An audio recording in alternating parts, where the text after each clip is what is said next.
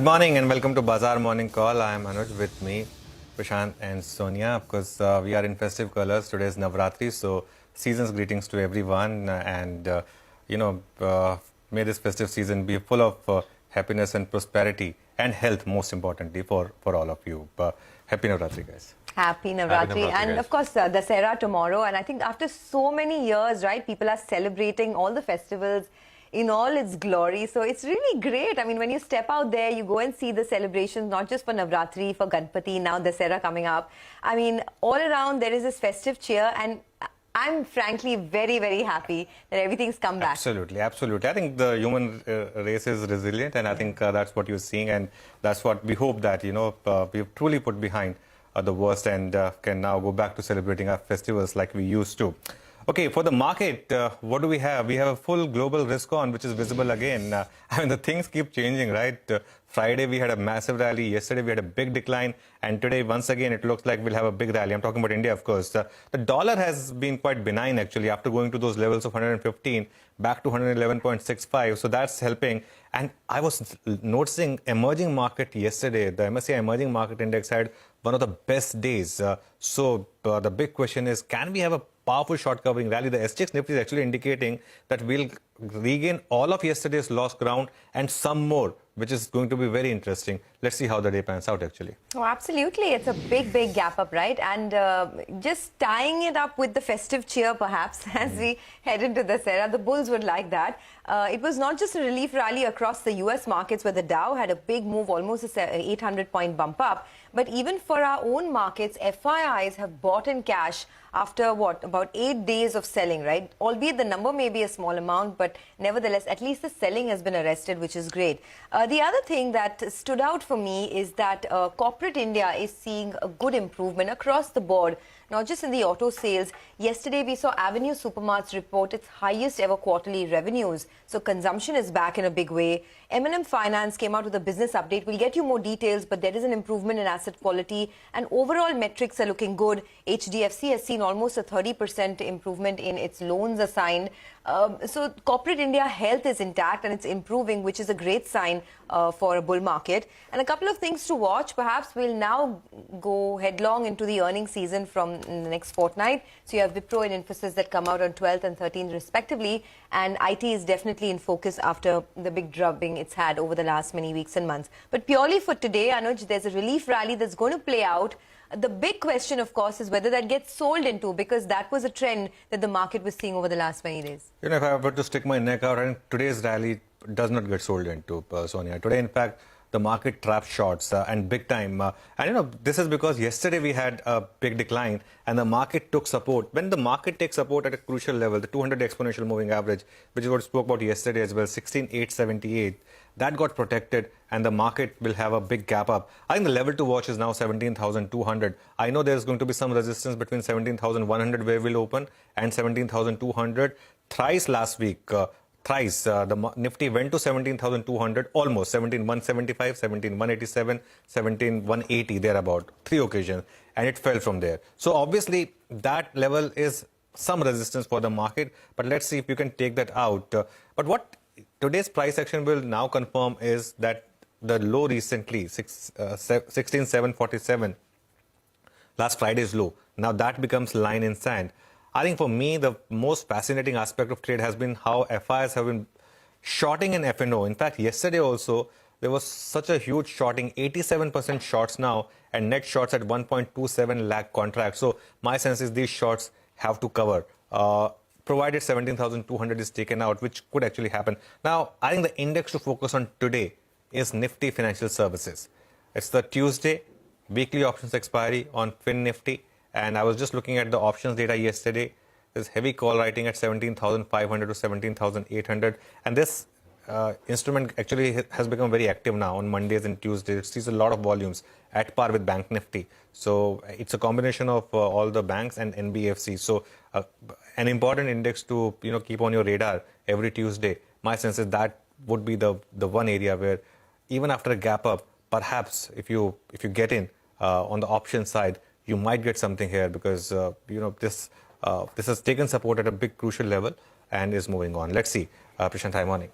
Morning, guys. If US is the big one, right, in terms of what happens there, say, for example, we come back tomorrow and the US is down 3%, will we again be all nervous here? It's possible. Is it possible that the US continues to rally for a bit longer? That's the question that I'm going to try and sort of not answer, but put some facts on the table. It's possible. And the reason I'm saying this is because, let's just have the graphics up. There are two ways to look at this. There is breadth and there is momentum. Both in the US, as I will tell you, have gotten to a bit of an extreme. How are we measuring breadth? We're measuring breadth with the number of stocks which are above the 200-day moving average and below the 200-day moving average. And how are we measuring momentum? We're measuring momentum with the relative strength index, which is the RSI. RSI above 70 indicates overbought. RSI under 30 indicates oversold. Both these indicators, that is the breadth indicator and the momentum indicator, have converged at an extreme low point. The number of stocks below the 200-day, the number of stocks where RSI is less than 30, both are at extremes. This overlap between these two indicators has happened just 7 times since the year 2000. I'll tell you when this happened. It happened in 2001, 2002, 2008, 2011, 2015, 18, and 20. So 7 times this overlap has happened at extremes, over the last 22 years. And guess what? Over the next 3 months, the S&P 500, and this is all based on S&P 500 data, over the next 3 months, the S&P 500 moved up on an average by 13%. That is 1-3. That is significant. Now, there is only one occasion out of the 6 occasions you got 13% move. One occasion was 2008, when after a convergence of both these indicators, the US market fell another 5%. So, there is always exceptions to the rule, but we'll just need to see. So the point I'm making is it's possible we are at one of those junctures where it got so extreme in the US that you get a bit of a bounce. Not to say that it'll be the start of another fresh bull move or anything of that sort, but the fact is a meaningful bounce is possible. History points to that particular fact. Now, coming to just a couple of points here. So relief in US and, of course, relief in the dollar, which has weakened, is a very welcome outcome. More than equities, it's the dollar. The dollar from almost 115, 116 is now at under 112. So that is very, very positive. Watch out for oil prices. So on Wednesday, that is tomorrow, we've got the OPEC Plus, which is meeting. And there are reports, Reuters reports, etc. And I think some OPEC Plus delegates yesterday also said that they're considering a pretty large oil output cut, production cut, by about 1 million barrels per day. If this output cut to that quantum were to come through, it'll be one of the largest cuts in one of the tightest markets ever in terms of supply and demand. If that happens, it would put upward pressure on oil, and oil is important for a big importer like India. We've seen very large intraday moves up, down, all over the place. So, trading the index itself has been pretty tough. But to begin with, Friday's high, I think, is the one to watch out for. I think Anuj also alluded to 17,200. The exact level there is about 17,187. That's the first stop for bulls. But the SGX indicating that we may take that out right at the start, right at the beginning. Sonia. Absolutely. And the big question is the worst over in terms of the equity market fall, right? September was a really tough month and investors endured a hard month. Now with September firmly in the rearview mirror, the prognosis at least is, or at least the question is that everyone's asking, is the worst of the fall now globally behind us? Anuj was talking about the MSCI Emerging Market Index. So we're just entering into October. MSCI Emerging Market in September had the worst month since March of 2020. So, you're coming out of a pretty bad phase, patch, as you said, in September. Okay, so let's see. Is this only a relief rally, or is it going to be the bottom for the global markets? That's the big question that we're asking, and lots of experts lined up in the next 2.5 hours. For now, of course, the SGX Nifty is indicating a huge bump up opening this morning, up about 250 odd points. But on the equity front, first up we have Gautam Dugar of Motilal Oswal Financial Services, who says that they expect the market to be driven by corporate earnings, which commence next week. RBI's 50 basis points rate hike and the soothing commentary has calmed the nerves to an extent. However, global macros need to settle for any clear direction to emerge in the near term. inflation, rate hike, currency moves and liquidity still form the bedrock of investor conversations.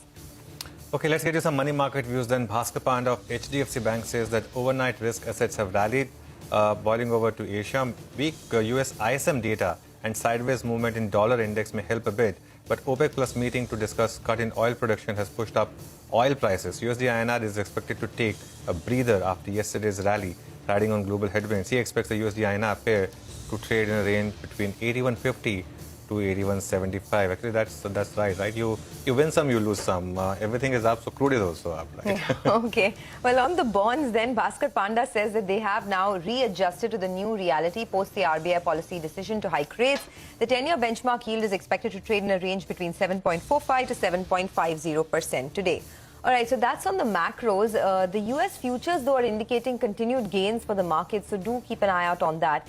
Not just did we have a rally yet overnight, but even later in the evening, the indications are that the rally would continue across the globe, and hence SGX Nifty at the highest point. We have lots of stock-specific action to track today as well. We'll get to that in just a bit. In our special Top 10 segment, we're looking at HDFC, IndusInd Bank, M&M Finance, Hindustan Zinc, Vedanta, Avenue Supermarts, Mahanagar Gas, Bank of Maharashtra, and Angel One. That's on our radar on the back of positive news flow. And